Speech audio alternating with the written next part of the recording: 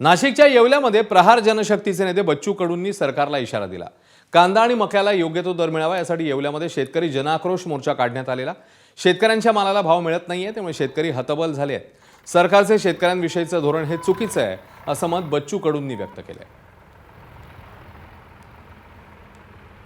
कांदा उत्पादक शेतकरी आणि मका उत्पादक हे दोनही शेतकरी मरत आहे आणि देशात तर राज्यात तर सगळेच शेतकरी कापसापासून सोयाबीन पासून तर सगळे मरत आहे। 20% खरेदी नाही आहे, म्हणजे खरेदी केंद्रावर जर मक्याची खरेदी पाहिली तर 20% पण नाही, सोयाबीनची 10 ते 15%।